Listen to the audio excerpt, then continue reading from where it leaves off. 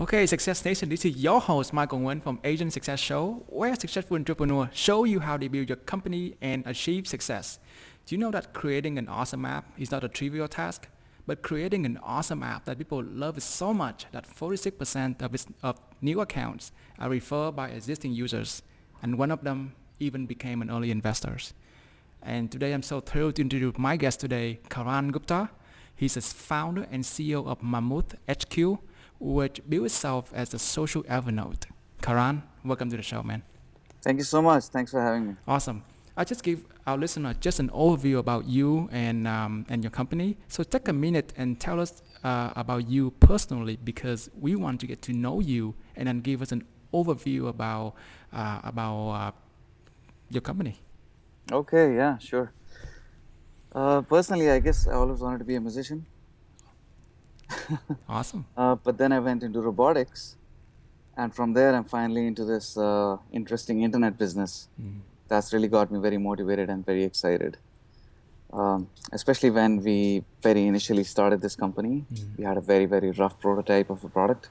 We put it out in the world to see who likes it, and it was very thrilling. Within a week, we were getting thousands and thousands of users signing up and positive responses, and all that kind of kickstarted this journey that I'm on. So it's been a very fun ride so far. That's so awesome, awesome. Okay, we get. I can't wait to get more detail into that. All right. So, do you know, I start a show by asking our guest favorite success quote. That's a way of getting the motivational ball rolling. hmm And Karan, what is your favorite success one, and how do you apply it to your everyday mentality? Okay, that's a nice, interesting question. I always like that one. I'll be honest, I don't have just one. There's a couple that you kind of have to repeat to yourself so that you stay positive and in sync. One of them is definitely to never ever give up if you truly believe in your idea. And the other is a bit more personal. It's, let go of those around you who maybe bring you down, but surround yourself with those people who bring out the best in you. So it's just an easy way to surround yourself with a lot of positive energy, because doing startups or doing anything like this in life is generally very hard, and you want as much encouragement and positivity around you. And how does it help you when you build an awesome app, and making lots of friends? Yeah, it does. I don't mean to say that stay away from criticism. Not at all. You should meet as many people as you want, and as many people as you can, as many users as you can, and take as much criticism as you can about your product, about your service. Um, but you might also encounter people along the way who think, maybe to like do something else or something like that. But if you really believe in your idea, you should keep at it. I see. Yeah, So let me understand. So you said you are a musician, and then you turned into a technology guy. that's right. Interesting. Love that. Love that. So, um, let's wind back a little bit. What Okay. was your typical day like as an engineer at Sony before you get started? Before you get started into something as a startup guy? Sure. Yeah, it's been some time, but it was a good job. It was a good job. I was working with a good team. Part of my job was actually to travel to the UK and meet different kinds of people, understand what kind of products they use, what kind of problems they have. And Sony is a big company, so Right. I met a lot of nice people. And so then my day would generally start off with trying to understand and learn and interact with all of these people in different places around the world. And based on that, generally create and craft a new product or a new experience that might make their life easier, and then essentially just work with my team and make that happen. Um, we didn't really have like a lot of meetings, thankfully. Like I know most big corporates they do, right? Hmm. We didn't really have a lot of meetings, just a 15-20 minute meeting every day. And working in that team actually made me realize how important it is to really have good talent around yourself. because it really helps you achieve a lot more than you think you can. Do you achieve the job over there, or is it does it bore you out? Uh, I mean, at some point or the other, I think every job bores you out. It was a good job. Like I said, it's a good team. By the end of it, yeah, I was ready to start something on my own. I felt like I had learned everything that I could at Sony, You and wrote a so I book. left. Sorry? So you said that you wrote a book. No, no, I said that I had learned as much as I think I could have out Gotcha, there. gotcha. Yeah. So I heard about you created a like a site called the Indian List. Did you Oh, create it yeah. while you work at Sony, or maybe after that, as a side Yeah. project? Yeah, I just did it as a side project with a friend of mine. We just did it as an easy way to learn some new technology, Right. to build nice fancy maps and see what we can do. We even made some money on the side, so it was not bad. Really? Yes. Yeah. Is that from the advertising monies? Yes. Yes. Some advertising money, some sponsorship, that kind of Partnership? stuff. Yeah. I sent it Yeah. out to my friends, and they said, "Wow, that's a Craigslist site." Yeah, we got some good free meals out of it at some restaurants. Awesome. Wow, it's a nice way to get free meals, huh? I know, right? I should just carry that card with me. And you can play some music over there too, right? Yeah. All right. So you just use that side project to learn about new technology, Yeah. Yeah. learn about new technology, and getting more experience with the older technology and stuff. Yeah, like part of being a computer scientist is you have to keep abreast of everything new that comes out, Mm-hmm. right? And it's much easier to study and learn these new things if you are actually creating something, Mm-hmm. right? Rather than just going through Real tutorials or books and books. stuff. Yeah. So that's what I like to do, just create side projects on the side, whenever I can. And it helps. I'm always curious about your your transition from a musician to a technology guy. So how's that working out for you? It's good. I always had a very deep interest in computer science, so it wasn't like surprising. Um, that's how I got into robotics, because I just wanted to do really deep, nerdy, algorithmic computer science stuff. Mm-hmm. But I just got really personally interested in this space that I'm in right now. Did you Which experience any is difficulties, or I mean, between something like very arc and something very logical, something left brain, something right brain at the same time? um, yeah, yes, I did. Actually, I felt it many years ago. So when I was doing my research in robotics, you have to do a lot of work by yourself, Mm-hmm. right? And I kind of realized that I was using notes, I was using shared folders, I was using my own wiki, a lot of email to interact and to exchange a lot of information, and it was just becoming hard to keep track of all of this.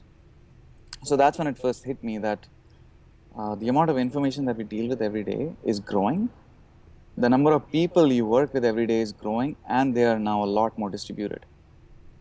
But if you look at the products that are generally available in the market, they're a better chat, a better file sharing system. It's just the incremental improvement on something that's existed. Mm-hmm. So that's why I set out to create Mammoth, which is a fairly different and unique way of working. It's a unique way to organize and store your content. And it's very natural. I know you just started using Mammoth, but you can, it has the characteristics of a Google Doc as well as of a messenger, and it just functions like your own personal little next generational wiki. Notes and stuff. Yeah. So that was your aha moment when you did all of your AI research, and then you realized the amount of research Hmm. kept increasing and increasing. Then there's no better way for you to organize them into a better form. Yes, I believe so. I mean, of course, I think we will improve Mammoth a lot over the next few years. We take a lot of feedback from our users.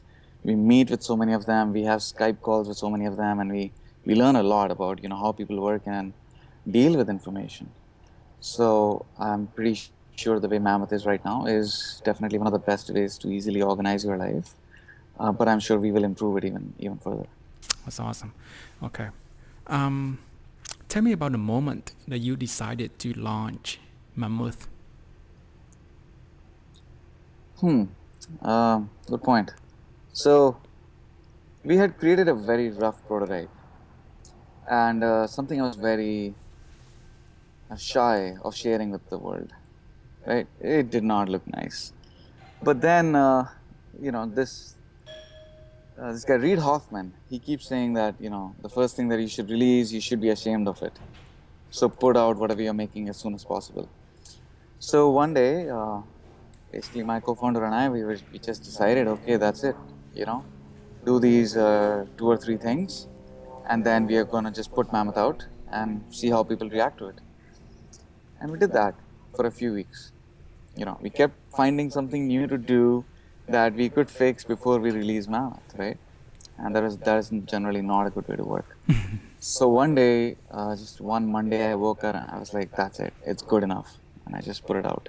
I just emailed all of my friends and told them everybody needs to check it out. And then they told their friends and they told their friends, and it just grew from there. So at that time, what was the feature that you decided to just put it out to all your friends? What was the only feature that you were proud of at that time? Well, our Chrome extension is a thing, honestly, if you believe it or not. Our Chrome extension was the first thing that we had made in Mammoth.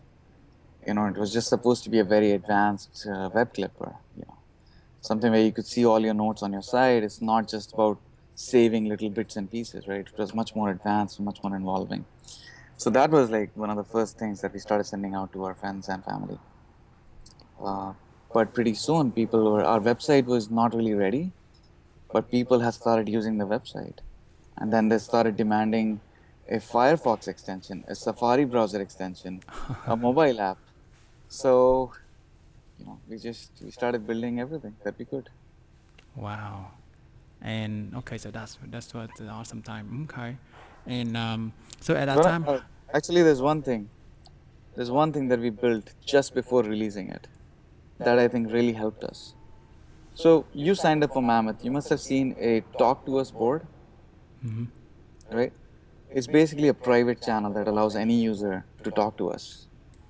Ah, That is the feature that we built, and immediately after that, I was like, okay, let's see what happens. And that's how we were able to start interacting with a lot more users very soon. so you built in more like like more a chat Yeah, communication with you guys for the users. yeah, it's like a privately shared note Mhm. between us and the user. It's amazing. And then that's what the feature before you told your friend that hey check it out. Yeah, I mean, that was one of them, but it really helped us talk to a lot of users who were signing up. I see. I see. So that's what the moment that you decide just check it out and launch it. Yeah, I was like, let's do it. Let's see what people say. I see. And and from that point, I mean, when do you realize that you are hitting something really big with what you have? Well, it Mammoth passed the wife test pretty quickly, so that's always a good sign, right? But then we started getting good press, that we didn't ask for. So we started seeing users were writing about us, and it was mostly favorable. So we thought maybe we got something. Maybe we are not just building something crazy, and it's people actually find it valuable. So at that time, you didn't even charge them anything, right? It's still free. No, It was still free, and people just wrote about you, got some press. yeah, yeah. And people wrote nice things, and so we thought, okay, there's something interesting that we're doing. Then we started talking to a lot of people, right? We started pinging them to see, hey, why are you using Mammoth? Why do you like it or not like it? That's how we learned about that Mammoth is valuable to people. I see. At that time, did you still work at Sony or you quit? Oh, you quit it already. No, I had left. You left already. Yeah. And okay. So what was the first step that you took to grow the app after you left the company? Well, I Personally, I like to get my hands dirty as soon as possible. Okay. So after leaving the company, I immediately started tinkering. I always had these ideas in my mind, right? I had this pain point that I had felt several years ago. So I started building, rough prototypes, ideas, just to see what works, what doesn't, sketching on a whiteboard, showing it to a few people, Mm-hmm. and that's how I started getting very, very early feedback. Do you work by yourself at that time, or you have some Yeah, co-founders? yeah. I started by myself, though not for long. Pretty soon, one of my co-founders, Amit, he saw what I was doing and he was very interested, and we joined forces. Mm-hmm. Yeah, Wow, it's amazing. Hmm. So the first step is just you got your hand dirty with yeah, all the prototype. get immersed into the apps and really learn all the ins and outs and Well, designing yeah. a bit more. Actually, this is an interesting story. I had this very rough prototype, and I call Amit at around 11:30 in the night over Skype, and I show him, hey, take a look at what I'm doing, give me some feedback. Mm-hmm. And he looks at it, we screen share, and he sees what I'm doing and how it's working, and then he's like, okay, give me 15 minutes. And after 15 minutes, he comes back and he's like, okay, I spoke to my wife, I'm going to join you, and we're going to do this. That's the mesh. So that's how we started. Yeah, Is that from your side or from Amish? From your from Amit. Oh man, Yeah. that's quick. 15 minutes. So so that was a very good early sign, Early sign. It is. It is. It was Yeah. a very good early sign. Yeah. You can convince something that fast to join your team, to join your vision and mission.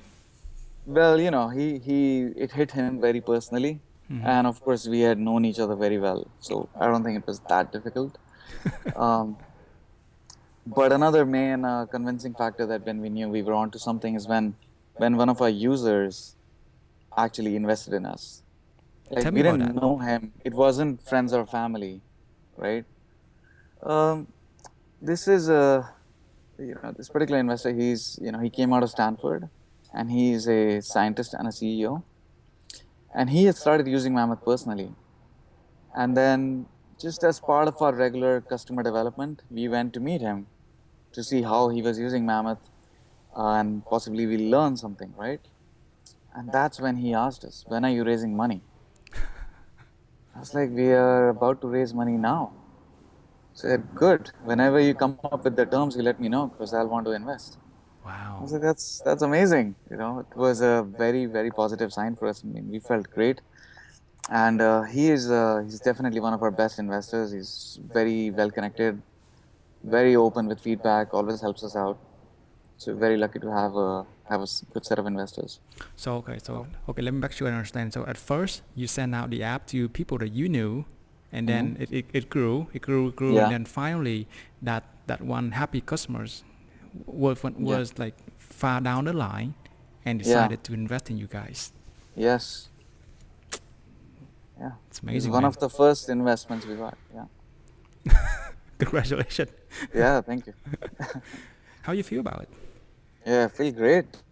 You know, it's very positive, right? You said you It's, took the right path and keep I going. guess so. Yeah, I guess if you can, one advice would be if you can get one of your users to invest in your company, that's the best thing.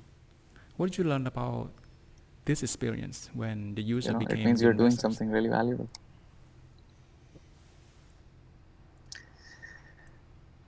That's a very good question. I think it definitely affected me. I became a lot more serious about speaking with my users because who knows what can happen, Mm-hmm. right? And just because of that, we have gotten a lot of free PR. A lot more users have told us what they want, they don't want. Our users, I'll give you an example. We had one user from the University of Bristol. And just because we were speaking with him and we were able to understand his exact problem and what he was trying to do, we now have hundreds of people in the University of Bristol that use Mammoth.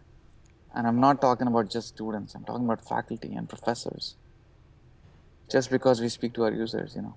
So I definitely learned to pay attention to that aspect of the company. I see. So I realize that there's a lot of people from the academy field, from the academic field, such as Dan Ariely, which is one of Yeah. my favorite authors, and they were using your app. And how do you reach that section of users? Uh, yeah, it's definitely not easy. I mean, some people, yes, you get to naturally on the Mm-hmm. internet, but someone like Dan Ariely, I sought out an introduction, and Dan Ariely is an amazing guy. I still can't believe he gave me those first 30 minutes where he just sat and he gave me feedback and so much information on how he organizes his life. And finally, he took a look at what we were doing and he was genuinely interested. And that was just the first meeting. After that, he's been very helpful with feedback, over email, over Skype, or in person, as you can see on the website. I mean, that's how. So some people we definitely seek out if we can.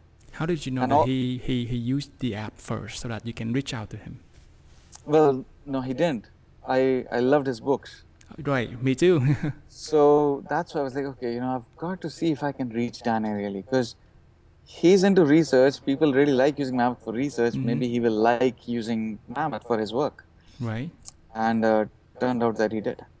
It's amazing. So you reach out to him and invited to use your app. Yeah, yeah. Man, it's amazing. Yeah, I mean, to be clear, we didn't ask him to say tweet about us or post about us or anything Mm-hmm. like that. It was, I genuinely only wanted him to use our product and tell us what he thought. I see. And that's what happened. Okay, so I know that so we've been spanning in different direction. I don't know exactly how did you get your the app initial. How did you get your app initial traction to get it growing so that it can get past the first 1,000 users, for example, first hundreds of thousand users? There's no science behind it.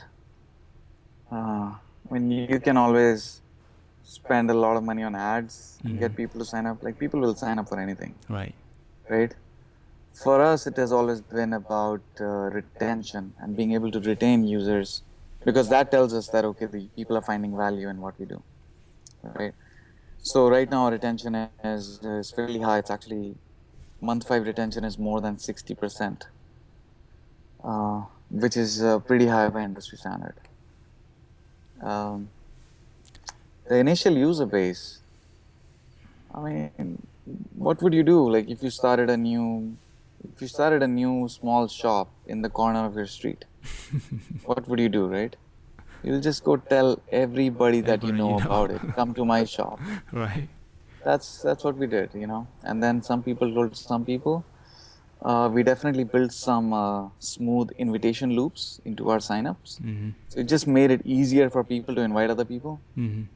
And that was it, that's... So more like word of mouth and organic. Everything's organic and grow from there. So far, we have spent $0 on advertising to get our entire user base. Everything just word of mouth. So all of it is word of mouth and free press. It's amazing. Speak about retention because when you grow so fast, the quality will fall, and then it's hard to retain Yes. customers. How do you maintain the high percentage of retention? Well, it's the way you measure retention is actually different. I don't think. I'm sorry. You can correct me if I'm wrong, but the way to measure retention is not on anybody who has signed up. Mm-hmm. Right? You can, of course, and that is one metric. Measure retention on anybody who signed up and see when they fall off. Right. But that is mostly useful to improve your onboarding, to improve your education of a new user. Right? If you truly want to measure whether your product is useful and is retaining people, then you have to measure starting at the point where they have a basic understanding of what you do. Right? That's when you truly measure. So we look for, people who have passed a basic bar of understanding of our product. and then measure retention on that. Interesting. So that you define your way of calculating the retention. Yeah. Actually, most people do. I mean, there's a, I also meet with other entrepreneurs to learn how they have done things and how they do things. Mm-hmm. So this is what we saw, that it's just because you now have so many people willing to try new apps and try new things, that can really screw up your retention metric, giving you a very bad picture of how useful your product is. Mm-hmm. So, this is, I'd say, for the past few years, this has been the new way of measuring retention. Awesome. Okay. So despite figuring out how to make some initial traction with the app, Mhm. what was the worst thing that you remember the most about the app while leading the company? Okay. Our onboarding was horrible. Onboarding? Yeah. And new So users? we had, when we very first launched, Mm-hmm. very first release time, we released the app for, people to sign up. We had a 3-minute video Mm. that if you really wanted to understand how to use Mammoth, you had to see that 3-minute video. I mean, right now, if you sign up for Mammoth, you'll just get it, like, in 1 minute, how to use it, right? How to go ahead. Mm-hmm. And but at that time, that's what we had. We had a 3-minute video And that that's the people worst had thing to happening to watch. you. I was like, that really sucks. Like, as a user experience, it is not good, right?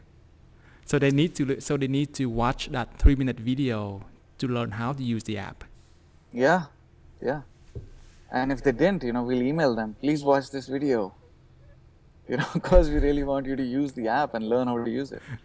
So we did that for some time, and then we finally were able to improve upon that experience. What was the single Uh, belief? So apparently that didn't go well. I mean, the user experience, the onboarding experience wasn't that great. How do you figure it out? And what was the single belief that guiding you through that little embarrassment of the onboarding process? Well, like I said, we spoke with a lot of our users, so we got this feedback very quickly, Mm-hmm. that they don't want to watch a video. And so we just started building out a much smoother experience for people to sign up and understand how to use our product. Mm-hmm. So it was fairly obvious quickly. That's awesome. I mean, at least that you can realize that quickly and make some changes. Yeah. So the keys you said, I've been hearing you talk a lot, is to talk. Yeah, that looks like that you talk to your users very, very often. Mm-hmm. Be talking Yeah. to them and getting a vibe of what they're up to and how to use the app. Yeah, I mean, you signed up for Mammoth, right? One of the first emails you would have received is, why did you sign up for Mammoth? And it's from me.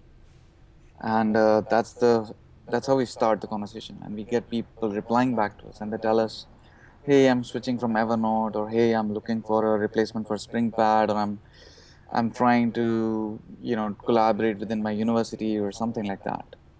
And that's how we just start the conversation. Do you consider yourself as Evernote killer? That's not my mission, no. I think Evernote is a good product. I was a very active Evernote user, but then I definitely felt that a lot of things were missing in it. Not just like as a product, but conceptually. If I use Evernote, right, I still have to use something else. I still have to use a lot of email. I have to use shared folders. I have to use Google Docs, right? So it wasn't solving my complete problem of handling information and how I was working with a distributed set of people. So there's definitely aspects in Mammoth that are competitive to Evernote. But no, that's not my mission in life, to go kill Evernote. My mission is just to provide a very good, useful product that people like, that helps them build and share knowledge. What was the features that you are proud the most at Mammoth, but least people know about? Okay. Good question. So I know two that because things. because Neil Patel from Good Metrics, Yeah. he know about a feature that he loves so much, but Yeah. not a whole lot of their users use that a lot. So I'm kind of wonder if it happened to you. Yeah, yeah. I'll be surprised if there are apps that don't have that. I mean, definitely there's two things that I think people just don't know enough about. So one of them is that you can preview almost any file in Mammoth without downloading it. Oh, It preview. works on, Okay. yeah, it works on your iPad, it works on your iPhone, it definitely works on your desktop browser. Like more files than you can preview in Google Docs, Dropbox, and Evernote combined. So 3D files or any kind of ebooks or whatever, you know, you can preview that and it's extremely convenient. Like, if I'm entering a meeting, I need to look at a document, a spreadsheet before going in. I can just see it on my phone. I don't need to fiddle with finding the right app to open it. It just works. That's one. And there's another one. And this is actually in the Chrome extension. Is that when you let's say I make a note on asiansuccess.com about you and about this interview. The next time I come to asiansuccess.com, my Chrome extension will remind me of the note that I made. And I use it all the time. I just use it to leave reminders for myself all over the internet. So leave reminder right at the note Yeah. about So the action that you need to take. yes, exactly. It's amazing. I think many people don't know that, but it's so Interesting. useful. Yeah. Here you go. You get this. I think after this one, they can uncover 2 new secret weapons about Mammoth that they need to use. Yeah. Think about it. It's like something like this. Like you go to chase.com and maybe you put a note there, like pay the bill today or something. And as soon as you go there, the Chrome extension will light up and you're like, okay, there's something going on. And you click it and you'll see right there, it means pay the bill today on chase.com. Does it notify you via email or just pop up like a light from the app from the app? Yeah, it's no email, nothing. It's just you're online all the time, right? It just is very proactive. It just shows you naturally something lights up. That's amazing. I love that. I love it so much. Yeah, try it out, man. Tell me about the single best thing that you did to grow the app. I mean, to not only to the academic community, but also to to corporations and institutions. Well, okay, that's a very good question. We Okay, so one of the best things that am very proud of at Mammoth is that I was able to bring in Mr. Ashish Krishna, who is my third co-founder. And he is an amazing award-winning designer who is also very, very engaged with users. So he speaks with a lot of our users and he learns how to improve the experience in the product, right? So because of that ability, right, he's been able to interact with a lot of industries and organizations beyond, say, academics, right? Just by proactively reaching out to several companies. So like say, I'll give you an example. Stylus.com is a world famous, it's a digital branding agency and they do a lot more work than that. But we had one person from there sign up, right? And then, we reach out and we start pinging them. And pretty soon, almost the entire company is using Mammoth. Wow. So we just keep an eye open for people who sign up and see if we can deliver more value to them. And this is not about upselling them or trying to get them to buy something. It's not that. It's just about making Mammoth more valuable to them, so they get the most out of it. So the key is to keep track of the new user that signed up for the app and proactively reach out to them and add value and tell them more about how they can apply the app to their everyday work. Yeah, this is definitely not something that can scale easily, but as long as we can do it, I think we'll want to. Like Paul Graham said, when the first stage of startup, do things that don't scale. Yeah, do things that don't scale. Do things that don't scale, and that's amazing. Congratulations on having such an amazing third co-founder. Yeah, thank you. Who go out arm and leg to help you reach out and eventualize the app. Yeah, he loves this idea himself, and we're very lucky to have him. Is the company profitable yet?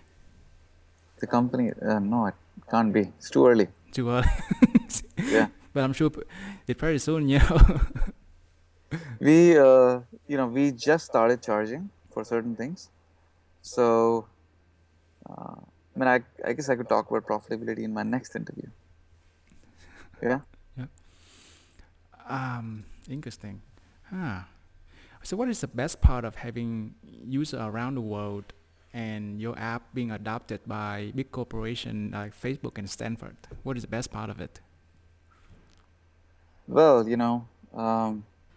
we see a lot of usage in Germany. Germany. Yes.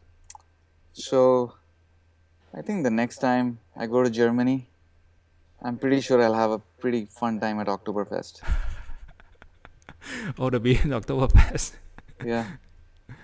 A lot of users from Germany. That's amazing. I love that. Yeah, it's our second most popular country. So, wow. Interesting. After the United The States. United States. So United States, Germany, and who else? It's United States, Germany, UK, France, India. UK, Top France, and 5. India. That's amazing. How do you feel about competing into a space where lots of big guys are already investing, such as Evernote, OneNote, and how do you feel about that? Well, it's both good and bad, right? It's good because you have so much validation that people need these things, Mm-hmm. right? And it's bad because, of course, it's crowded, right? Mm-hmm. End of the day, as an entrepreneur, it's a lot of fun.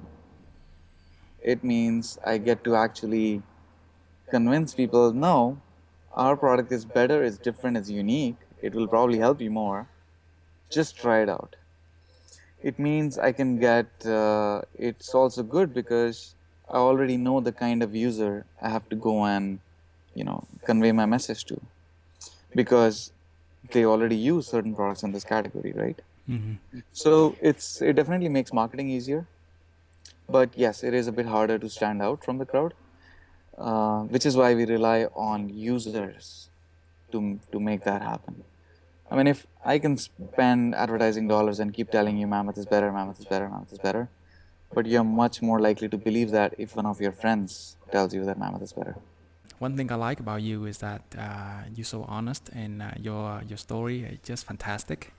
And you was able to mix and match between the theories and the stories, and your story is just amazing about how your transition from a musician to technologies, and how the story about the first user became the investors.